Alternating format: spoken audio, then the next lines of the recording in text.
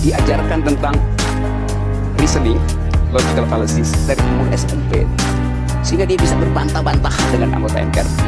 Nah, ini dia bukan serang-serang pribadi, bukan serang pribadi. Jadi sistem pendidikan kita mau menghindari ketajaman argumentasi, seolah menganggap kalau tajam argumentasi itu tidak sopan. Sekarang saya terangkan, sopan santun itu adalah bahasa tubuh. Pikiran tidak merupakan sopan santun. Pikiran yang disopan santunkan dalam politik itu artinya kemunafikan. Memang Pemkot ini harus menunggu kasusnya viral dulu baru diperbaiki seperti Anda katakan, pekan lalu Anda ke sana, ini sedang dicor jalan, atau menunggu memang tanggapan dari pemerintah pusat atau seperti apa?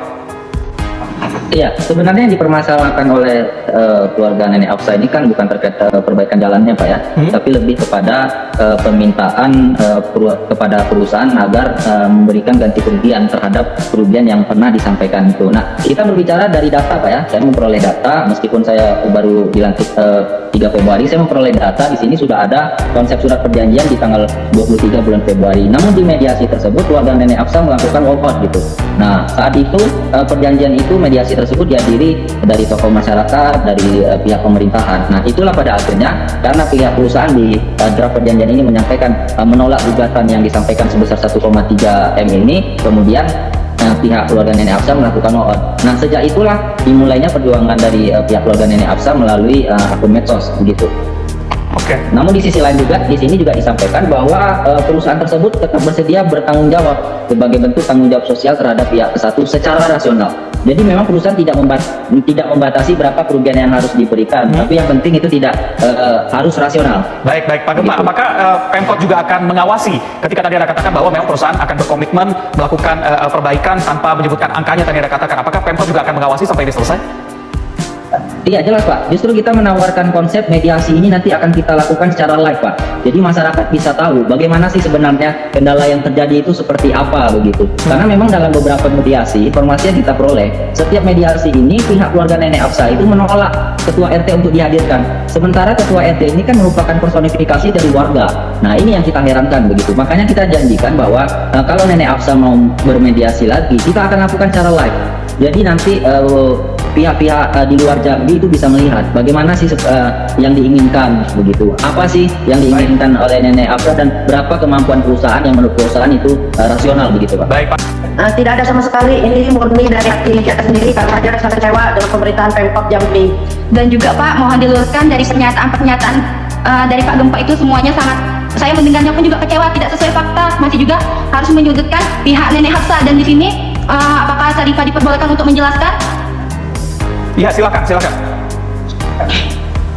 Nah, jadi Pak, yang diperkatakan 1,3 M yang selalu dipermasalahkan dan dikatakan mediasi 3 kali dan pihak nenek walkout dari tersebut, sebenarnya Pak yang dikatakan 3 kali mediasi di rapat kantor lurah itu Pak, di rapat mediasi pertama itu hanya sekitar 20 menit Pak, yang mana pihak Nenek Afsa dan pihak perusahaan harus melengkapi data-data seperti surat kuasa. Di mediasi ketiga yang di mediasi yang kedua nah itu pihak perusahaan dan pihak Nenek Afsa datang kembali, tetapi pihak perusahaan tidak membawa surat data-data ataupun surat kuasa, tetapi pihak nenek membawa surat dan data-datanya. Terus dikembalikan lagi dan dipertemukan lagi di mediasi ketiga. Barulah di mediasi ketiga ini puncak sebenarnya.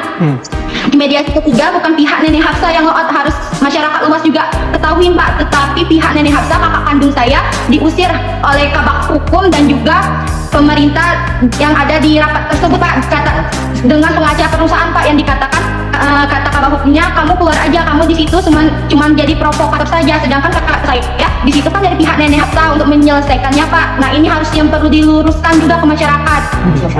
Dan masalah RT, kenapa RT tidak boleh pihak Pak, harus perlu diketahui.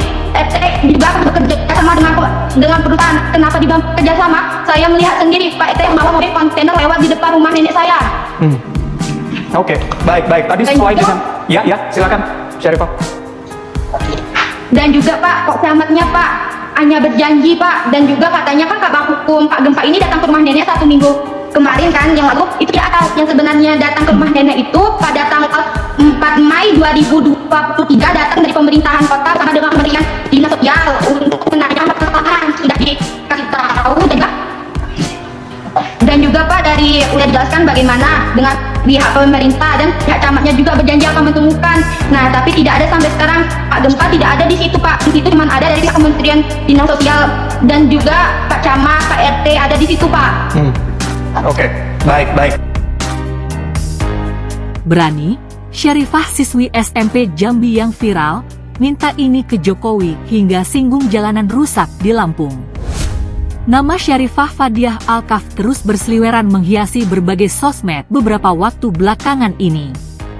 Syarifah Fadiah Alkaf adalah seorang siswi SMP di Jambi yang tengah memperjuangkan keadilan untuk sang nenek.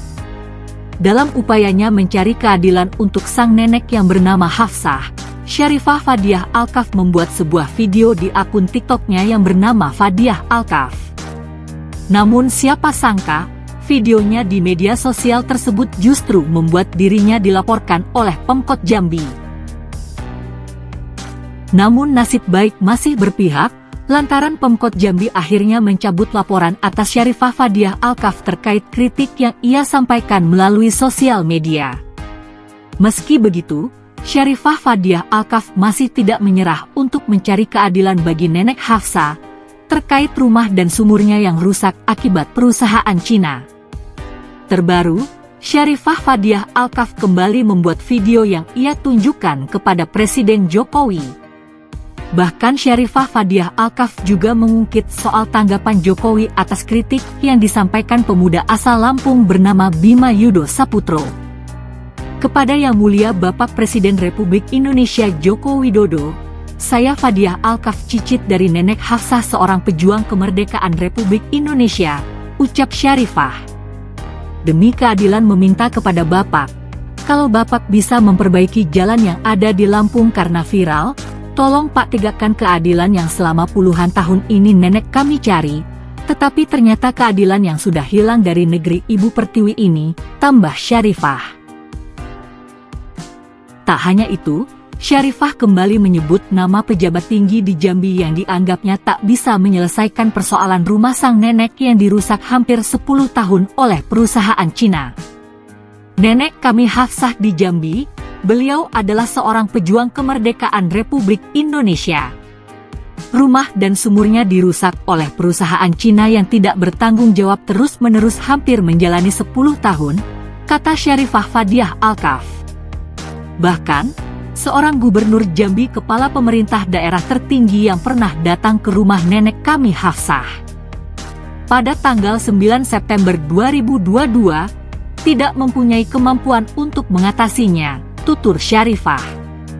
Mengejutkan, Syarifah Fadiah Alkaf juga menuding jika pemerintah di Jambi lebih bejat daripada Lampung. Pak pemerintah kota Jambi ini lebih bejat daripada pemerintah Lampung. Lawak bapak-bapak pejabat nih, ucap siswi SMP yang sedang viral tersebut. Terakhir, Syarifah Fadiah Alkaf meminta tolong kepada para netizen untuk menyampaikan pesannya ke Presiden Jokowi. Minta tolong kepada BIN, Badan Intelijen Netizen Indonesia yang baik hati, tolong sampaikan pesan aku dan nenek Hafsah ini kepada Presiden Republik Indonesia yang katanya merakyat, tutur Syarifah Fadiah Alkaf.